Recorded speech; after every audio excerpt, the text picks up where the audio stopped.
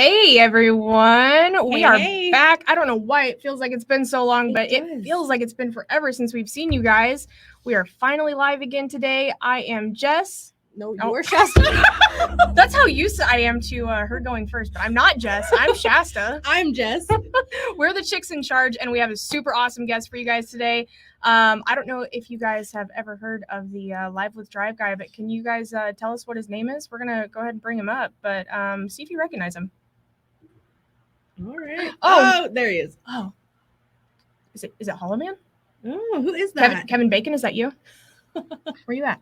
It is not me. Optimus Prime? Batman.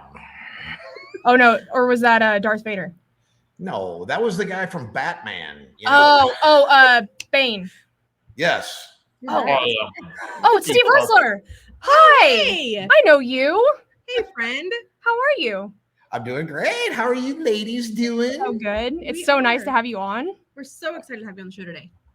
Yeah, I finally made it after X amount of months. I mean, I don't know what to really say, but I am always happy to see y'all. Yeah. We're so happy to see you. We're so happy that you're here. You've And had it's some, feast day, so yeah, you've had some big moves going on in your life lately. What have you been up to? Oh, well, we finally finished the move in Nashville, so that's always been a blessing. So yeah, we moved from St. Louis to help pursue our daughter's singing and songwriting career. So if anybody is listening, I would tell you to follow Jenna Roessler. So anyway, I'm always going to plug her, but yeah, on the weekends and even during the week now down here in Nashville, they do these singer songwriting courses. So it's pretty wild to kind of listen to songwriters and how they create songs. Yeah. And I don't know, I'm learning a lot, trying to be a sponge in a brand new industry. So What would you say is the biggest difference living in Nashville as opposed to St. Louis? oh my gosh, everybody's so much nicer. Really? Oh, even Jenna, like they went to the grocery store for the first time, again, 2 months ago. Jenna came back, she goes, Dad, 3 people said hello to me, and I don't know who the hell they are. And I was like, Jenna, you're in the South, it's just, everybody is so nice. I mean, me and my wife walked the dog the other day, and we even commented, like, we're just, walking the dog, and like 4 cars passed us in the neighborhood. Every one of them waved, It's just, those are the little things that make, I think, a huge difference. But everybody is so nice. Our neighbors are great. Wherever we go out for the songwriting thing, everybody's just so approachable. So it's always refreshing. I love St. Louis. I still think St. Louis is a little bit like that, just not as much, maybe. Probably where you guys are at, right? I mean, everybody's friendly, and you guys are Joplinish, right? Yeah. Yeah, I mean, I everybody's wouldn't nice. say everybody's super friendly around here. I will say they're mostly on drugs. Yeah, mostly on drugs. I will say when we went to, was it Dallas that we went to? And everybody was so, where was NIADA at? Was that Dallas? No, NIADA was Vegas. NADA was Dallas. It was at NADA. I came home and I'm like, everybody was so nice there. Mm-hmm. So friendly. Everywhere we went. That was where we went to Whataburger, and we had that girl, and we were like, will you move to Joplin and come work for us? It was so amazing. The best customer service for a fast food joint I think I've probably ever witnessed in my life. She was super amazing. Mm-hmm. I haven't heard the accent as much. That's the only thing. I was a little disappointed. I thought there would be more of an accent. Like my wife's from Kentucky, so she would say, "Hi, would you like a piece of pie?" That sweet Southern accent. And you don't hear too much of a twang. I mean, there's a little bit, but not as strong. Yeah. Something that surprised me about a place that has an accent that I would have never guessed is people in West Virginia. They have such a Southern twang that you would never imagine, because like that's almost Northeast, but they're considered Midwest. Mm-hmm. But they have such a twang up there that it shocked me. Like the first time I talked to people from West Virginia, I'm like, oh my gosh, are you from like Texas or Alabama? And they're like, no, I'm born and raised here. I'm like, you guys just talk like that? Like, huh. But they're super nice too. Like, oh yeah. I mean, like I said, it's like everybody loves Nashville. I just was downtown last night entertaining some folks, and so it's kind of cool to, go out there and just even walking around. Everybody, just just downtown. Everybody's from out of town, so I think everybody when they come in to visit, they're expecting that Southern hospitality. But it is pretty cool. I mean, and you just approach anybody. Like I said, I didn't know because I'm still getting familiar with where to park. I'm like, hey, where's a good place to park? And the guys are super helpful. I mean, I don't know. You just tell the difference. Have you had any near celebrity run-ins with any country music stars? Not yet. The only one that I did, because there are a lot of people down here. One of my buddies, he's friends with Neil O'Donnell, who used to be a quarterback for the Tennessee Titans. Wow. As well as Pittsburgh Steelers. And he just said, hey, man, I'm meeting up with a buddy. Let's go out to dinner or whatever, because he drove up 2 hours. And so we hooked up. And so I got to eat dinner with Neil O'Donnell and stuff. And he was, it was really cool. He's writing a book called One Man Speaks in a Huddle. And it was pretty cool to kind of hear like some of his stories in football. And actually talking about DC-20, I was telling him, I said, man, I'd love to coach you and be a speaker and talk about that. Because I think a lot of people always relate to sports analogies. And he was telling how like a play cost him the whole Super Bowl when he was in Pittsburgh. So it's pretty wild. Wow. That's cool. That's the only run-in I had so far. Well, and that's pretty cool considering you've only been there a couple months so far. Yeah. And my daughter did go out. I mean, I'm going to hack up his name, so I don't know who it was, but apparently she's songwriting with a guy who's the cousin of some famous artist. Okay. But everybody knows somebody here in Nashville. It is kind of interesting. One of the coaches we're looking at, knows the Taylor Swift story and things of that nature. So it's pretty cool how everybody is, that's been here a long time. They have some relatable experience with somebody, shape, or form. So right. Yeah, that's super awesome. I'm super excited for you and Jenna. I mean, how awesome is that for her to have her entire family back her and move to Nashville just to show their support? I mean, that says a lot about you and your wife as parents and about how amazing Jenna is. And Shasta and I haven't even met her. So yeah. Well, it was a long drawn out decision because I love St. Louis, but the thing that, I still always remember this. And I've told the story 100 times already, but it is kind of a cool story. I was flying up to Boston and, they were egging me on for literally a year about moving to Nashville. And we were looking at Belmont. I mean, there's a whole other story about it, but I really just was tied to St. Louis. I don't want to leave St. Louis. I love, it's just my hometown. But I just traveled so much, and my wife, my daughter sacrificed quite a bit, me not being around. And I just woke up literally one day and I just said, who am I to not let her pursue her dream? I mean, that's really it. I wasn't trying to be really deep about it. And I just said, I talked to the guys with, my partners and just said, hey, it's okay if I, take this journey and try it. I got nothing to lose and everything to gain. I literally told Jenna, I said, you're my $1 million horse that I'm willing to bet on. Let's just move on this. And, what's funny is she thought I said whore. Okay. So I even, I said, you're my horse. You're my horse. I was like, please, so anyway, but no, so yeah, it was we did this very quickly. And so a lot of headaches came with it, but we're finally settled in. That's awesome. It is awesome. I love that for her. Nashville is such a city of dreams for musicians, and where so many of them just get such that great start. And there's so many people there to help them too, and other artists. And I hear great stories from so many musicians that did get their start there of how much support is in that city for them. So I think they do. And we just played at the Bluebird Cafe like 2 weeks ago for the first time. So that was really cool. That's awesome. Fun. I love that for you guys. So you mentioned DC-20 earlier, and you guys have another one coming up in October?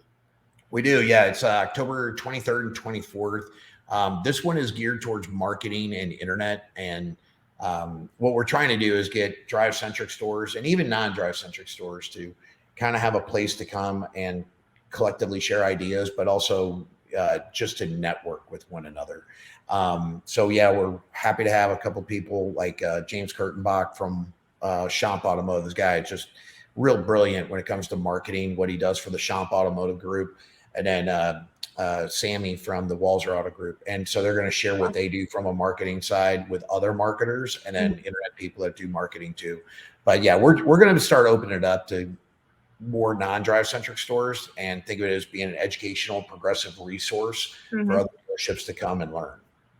Did I see in the announcement too that this is also going to have some inclusion for some BDC and BDMs as well?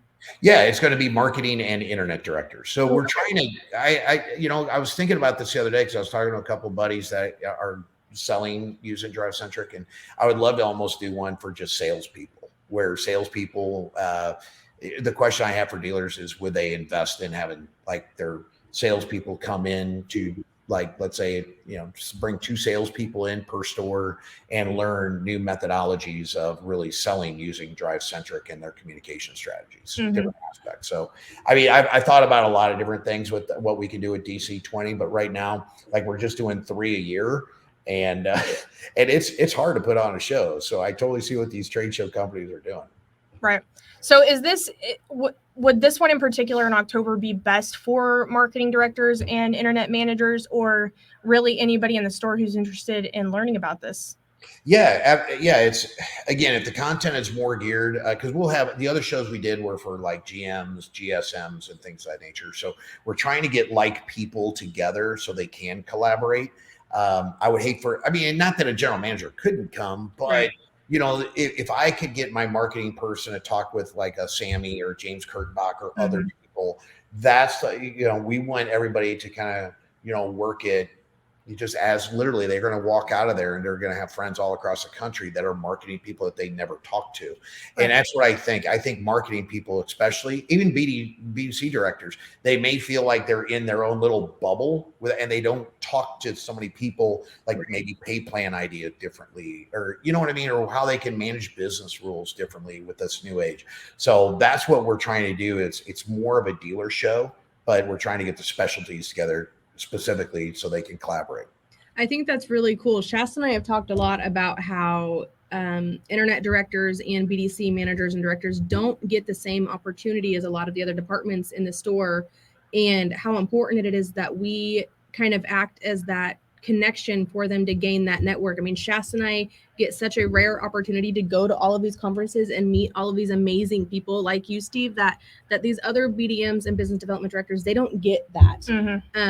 And a lot of times they get left out of that. And it's so important for them to grow as well, as they're such an important part of the dealership.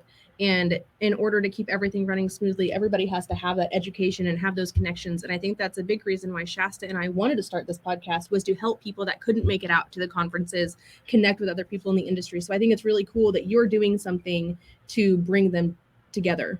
Yeah. And the best part about it is you don't get lost in a show. We usually have about 65, 70 people. At least that's what's been the average. We've actually had to say no to several folks because, we want to make sure it stays kind of like a niche type, right. And that's what I think a lot of these shows are doing. I mean, you're seeing a lot of spinoffs of these shows to, even, like I know some other folks are building out a show just like what we just did. And I think it's important. I think if you're going to invest in products, you should be able to network with other dealers and how they're using the products and get better with it. And actually, I took that idea from the medical industry, because if I had a neurosurgeon that was learning a better procedure, I could fly him down to Miami so he can do, instead of 2 procedures a day, he did 3 procedures a day, which increased his revenue, his income, yada, yada, yada. So I looked at that model coming into automotive, and that's how DC20 was kind of invented. That's a really good idea. And especially if he can collaborate with others and then, teach others, this is how I do it. And then others start picking up on that. And then before you know it, it spreads like a wildfire. Well, you just need more voice. I mean, it's just like anybody, like you guys going out there and you guys are saying, like, you get people on the show, but it's still an army of one voice. And that's the thing, when I'm going out there, let's say I'm talking to these OEMs or educating the OEMs, I'm really hoping there's synergies between our messages. So dealers hear the same message, or BDCs hear the same message. It's not just one voice, one person's opinion. It's literally a culture that, it's hopefully changing in automotive. And people may not agree with what our message is. I mean, it is what it is, right? Everybody's going to have a different message based on what they're promoting. But I'm always trying to think of the greater good of the automotive industry, where, how practices are changing, whether they're on drive or not. It's just, I mean, how customers are buying cars is how they're buying cars, no matter what they're using. Mm-hmm. Exactly. And it leads into a topic that we were talking about before the show, and that we spoke about a couple weeks ago, that not enough people are talking about. And I think it's because a lot of dealers aren't ready for the conversation. And we've talked about it on the show before. And there are people out there talking about it, but it's, how to properly use AI. Yep. And there's right ways to do it and there's wrong ways to do it. But you and DriveCentric were kind of really the first ones to really do it, from what I can see, in the CRM. Correct. Yeah, no, that's true. It's, I mean, there's a lot of good AI tools out there. There's nothing, I think all the technology, how they program it, there's a lot of great tools out there. I think the unique feature we have is it's managed inside the CRM because it's built within the CRM. So, and then you have ChatGPT, and we could program a lot of things with data points, because that's how you have to look at CRMs are all database management tools. But what you have to be thinking about is, can I leverage technology to create conversational marketing within the database so my people become responders versus like I'm doing the task to do the task. I don't know what I'm doing, but we can automate a lot of that stuff so people are more effective, and it's stirring up leads inside DriveCentric. So, but yeah, I mean, the way I go out there and teach the AI, or the way I would tell your listeners, is if you have technology, you have to understand how it works. So I can work and do other things around it.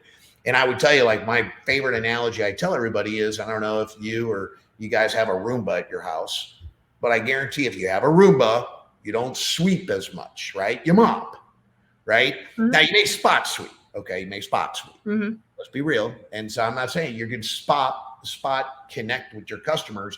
You can see the AI doesn't do anything. You like that? What's happening? Jordan Cox, it's so great seeing 3 chicks in charge all on one screen. Love you, Steve Roessler. Well, that guy, I'm telling you, tell him to get his skateboard and ride out of town. I mean, you know, where do you see a 50-year-old man on a skateboard these days? I don't know. I mean, but whatever. Like, dude, there's cars. There's cars. But anyway. This comment thread's about to pop off. Thanks, Jordan. Best digs at Steve in the comments. Yeah, really. Dig on me all you want. I got a comment for everything. But anyway, but you know, if you have a Roomba, like what I was saying is, if you know the AI is like, say, texting and emailing, then why wouldn't we go out there and have our people make the phone call and send a video? So that's how you have to look at it. And if the AI is getting you communication back, I don't have to make a phone call. I think what we have to teach, you know, I don't care if it's BDC, if it's salespeople, managers, but you know, even at DriveCentric, I tell my team, I said, you have to leverage the forms of communication to earn the right to get a phone call. Exactly. And that's the practice. We scheduled probably a lot of this through text or, you know, obviously email. We don't get on the phone and say, oh, you want to do this podcast? You know, it's like, hey, we can set this all up via text, and then it's like a mini appointment. That's what I'd like to think about, is you have an actual appointment, but when you have a conversation, schedule it like it's a mini phone call appointment. Yep, exactly. And that's the crazy thing is it's so hard to change the mindset of people in this industry away from even phone calls. You know, our team, you know, I'll show them the importance of having a good conversation over text message or even email, and getting that engagement, and how you may never even have to talk to a customer over the phone to get them into the showroom, and they'll die on the phone call hill before they even attempt to have a solid conversation over text message. And it's like, guys, text messaging is so much easier. All the while they're ringing, they're sitting there on their phones texting. It's like, guys. Well, but that's the thing. And Shasta, you and I talked about this before, Jess, but I mean, like, here's the thing. And this is actually my presentation I'm doing at Digital Dealer. So I'm kind of giving a little bit of the farm away, but I have a slide where it just goes out there and say, what do you celebrate? If I go out there and make 100 phone calls, 100 emails, 100 text messages, 100 videos, what do you celebrate? And you're celebrating the activity in that case. Now, if I know that you get 9 calls, like, you know, conversations on phone calls, you really need to celebrate those 9 conversations. Just take 100 things to do it. And then my question is, were those real conversations? But now if I had 100 text messages, I got 35 customers talking to me, why don't we celebrate that? You know, and that's why I tell even our guys, like, I could care less what my people do to drive sales. All I care about is how many demos are you scheduling, which would be like an appointment. I don't care how you get it. Schedule the appointment, do your demo at DriveCentric. And I did that in other industries, but that's what you have to go out there and talk about and celebrate is, forget about managing 100 calls, 50 emails a day. It's brain damage. I'm sorry, brain damage. Go out there and track the how many engagements you're getting per day. That's what we need to do. Exactly.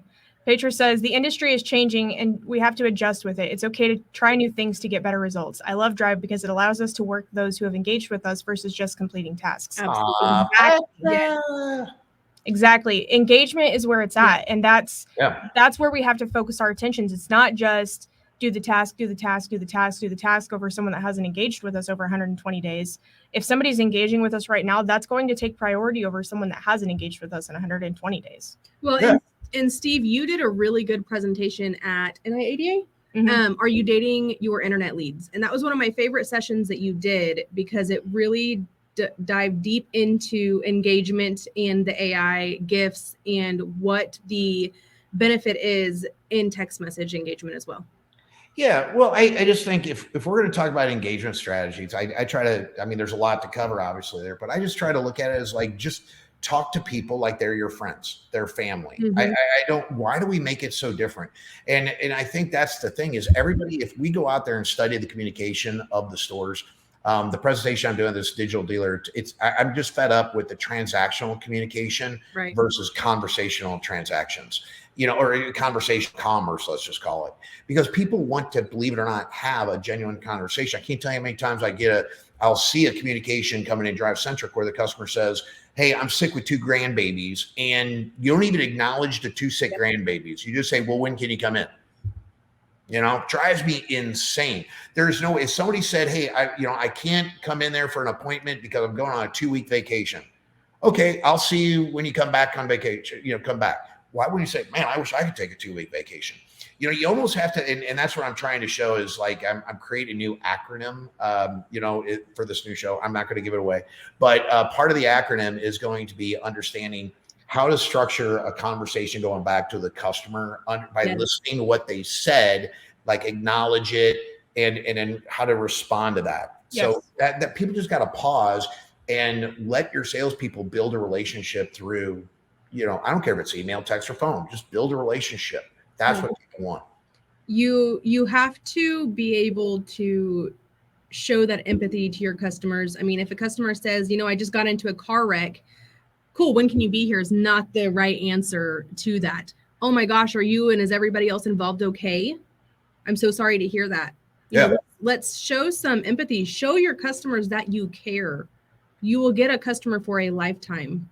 Yeah. Like, I mean, who in the world right now, if I'm in the Kansas City market, Joplin market, if you're not going out there talking about the Chiefs today, how stupid are we not to acknowledge the first day of football? Now, you may get somebody, if somebody is not into football, they may say, well, I'm not really a football fan. Well, you just got some information right there, not to mention football to this customer. You know what I mean? It's all good. You know what I mean? But, if you're a football fan, why wouldn't you be bringing that up in your conversation? Because it is true conversation. Right. Yeah, it's the talk of the office today. Either people did their football picks or they made their fantasy draft team or, everybody's going to be watching a game tonight or they're not. And if you're Shasta, you messed it all the way up. Yeah, I either messed it up or I did really good. I don't know. I did my first fantasy football draft last night. And if you're friends with me on Facebook, you probably saw it last night and go feel free to judge me because we'll find out at the end of the season. Yeah, we'll find out. I'll tell you something else I'm kind of excited about. Now, this is for coming out of NIADA. I was working with a lot of independent stores, and they're not big lots and stuff. But I don't know even if some other stores would do this. But I thought it was kind of cool. One of the guys that I was talking to, I said, what you got to do? You got such of a small lot. Why don't you name your cars? That's cool. And so what he started doing was he started doing videos and he would name his cars. And it was just kind of funny how, the responses he got. And I think that's a really good little thing. Like, you go to the PetSmart and they got dogs, cats, everybody's got a name on it, whatever, in the cage. And that's how you bond with it. And all of a sudden now the car is not just a car. It's like I was saying, have a Star Wars theme. And I would be saying, hey, I got Chewbacca behind me, whatever. And whatever, I would do something kind of fun and name all the cars. So all of a sudden now I want to ride Chewie, or I want to, I don't know. It'd just be kind of something fun to do, but just another way to get engagement with your customers and see if they're listening to the video. It's almost like a little mini quiz. So anyway, just something fun I thought I'd throw out. How do you not engage with that if you aren't paying attention to it and be like, why did you name it Chewy? Well, it's brown and it's a shock factor. Yeah. It's just a shock factor. And I think that's, I think people are always looking for something like that. You know, like if you ever post a picture, like, you know how goofy it was, but I posted a picture on LinkedIn, and it was me, like I was moving in, and you probably saw it because I never had like 8,000 views in all my life. Okay, I'm just saying. I mean, but I posted a picture of me with like totes or the plastic totes, and I made a homemade desk. And I had 4 totes lined up. I had my second monitor, then I had my computer monitor. I had another tote where I put my coffee cup. And somebody commented like, "Oh, I see you got a table stand too for your coffee cup." And then my chair I was sitting on the edge of my bed for my chair because I didn't have a chair. I mean, just everybody notices something, right. and it's a shock factor. And I think people will always be inquisitive enough to kind of throw something out there. And I don't know. I think it's kind of funny just from posts what people will recognize. Or if I wear a hat. Wearing a hat is probably the best thing I can do on the weekend. I call it's my relaxing hair day. Well, yeah, because your hair is such your signature factor. Yep. Like that's right. And so I just say I don't have to do my hair up on the weekend, so I wear a hat. So, out of pure curiosity, like never would have planned to ask this question, but what pomade or hairstyling gel do you use? Ooh. Well, I do use obviously Big Sexy Hair. That's what everybody, you ladies all know that. But my wife has changed up a lot. There was this, she switched up on me. She always gets a different thing just because she's a hairdresser. So I couldn't tell you the name of it, but it was kind of like a pomade. But I usually like the cream one better than the really hard stuff. But anyway, I'm due for a cut because my sides need it. So is it a one of these and you push it up and then it kind of just stays up? Like, how do you get the volume? Oh, yeah, it just because I got thick hair. But yeah, I have to blow dry it and brush it. Oh, okay. So it's like a blowout, like a. That's right. I should video something someday. Good. We need a live with drive hair tutorial. Yeah. We should do. What's his next TikTok? Yep, that'd probably go viral. Oh, I mean, yeah, people would. I mean, it's just goofy, but yeah, I mean, but people like goofy. They do. I mean, they love you. Aw. You're probably. I mean, I can't think of anybody else in the automotive industry that has a personality similar to yours. No. I'll tell you what, the one thing is, I will say, I mean, it's pretty cool to be accepted in the automotive community. I know I've only been doing this 9 years, but, like I said, I've always just never try to make an enemy. I let the enemies kind of make me the enemy. Like, so in other industries, I always said, don't ever double cross me. I trust everybody until they don't earn my trust. Probably one of my biggest downfalls, but especially in automotive, but again, I came from different industries, medical and engineering, where you just had to trust everybody. You have to trust your team. You have to trust what your peers are saying, even competitors, just stay ethical. And I get it. Like in automotive, maybe it's not like that, but just like to stir the pot and build a reputation a little bit different. Look at Ashley here. Ashley. Hey, Ashley. We love Ashley. See, she just went through the same thing I did. She just moved from Minnesota down to Texas. Yep. Bless her heart, man. I tell you, I don't wish moving upon anybody, man. We lived in a house for 20 years. Right. I couldn't even imagine. Like, I mean, I think the furthest move I've made in my memory times, like not as a baby, was from Arkansas to here and here to Arkansas, and that's an hour, and that was traumatic enough. So, makes you get rid of a lot of crap. Yeah, I would not. That's the beauty of it. And I told my wife, I said, if we're not using it in a year, just toss it. Yeah. So, Steve, what do you think is the biggest mistake that you see the most often inside of stores when they use Drive? Responding to customers. I mean, it's just that, like I said, I think the old habits die hard. Doing the right activity at the right time. If I can tell dealerships to look at, let's say, a 10-day cycle when the customers are entering their phone up or their internet leads and things like that, 80% of the time the customer is buying a car within those 10 days or a little bit more. Yep. And so if you just focus on those 10 days and then let technology take over the rest, that's what the dealerships need to focus on. Because, as soon as they start seeing a digital showroom activity, like, I can see 10 customers that walked in my store. In most traditional CRMs, you can't see those 10 customers talking to your store. Mm-hmm. That's why they get ignored. And so with Drive, when you get that visibility to look and see every customer talking to you, you have to be in like what I call chat mode. Right. You know, I'm chatting with text, I'm chatting with email, I'm chatting with video, I'm chatting with live streaming, I'm chatting to chat, right? It's you have to be in responsive mode. And what I'm looking for is a 10-minute response time to an active conversation. And having managers being able to quarterback conversations when the salesperson's out selling a car, it's like we have this term called fumble. It's probably the store more working together versus having salespeople or BDC be on their own island. It becomes more of a collaborative approach to the greater good of the store when they look at the engagement of the entire store. Right. Yep. So that's the hardest part. It's a culture change. I tell everybody, people say video's a hard thing to build a culture on. But, I always say is what sells you cars is number one, responding to customers and keep that dialogue going back and forth. Video, no doubt, adds to the, selling cars, building that rapport, positive reaction to that customer to want to buy from you. That's just different than that stupid template that people send out. Right. Exactly. Don't even get me going on templates. I'll freak out. Okay. Final 2 questions. I'll keep them short because I know we're on a time crunch. You mentioned Digital Dealer and DC20. What other conferences do you have coming up that people can find you at? Let's see. Digital Dealer. I can't make the bourbon and cigars, but that one's coming up here actually next week. But driving sales just canceled because of the OEM stuff. So that was kind of crazy. But we'll be at NADA, Digital Dealer, DC20, obviously. I'm trying to think what else is going on. It's just like trade show craziness, Yeah. Oh, Suticon. We're going to Suticon in Baltimore. Okay. That's coming up this month. Cool. But yeah, pretty much every trade show we're pretty much going to. So Used Car Week, I'll be at Used Car Week presenting. Awesome.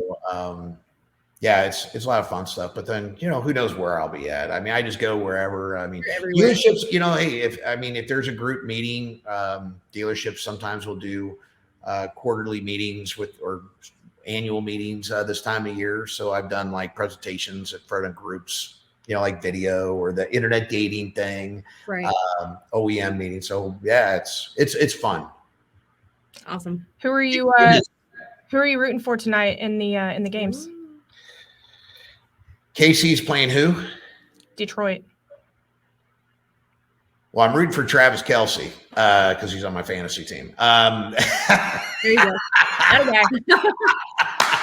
So you better play tonight, girl. Yes.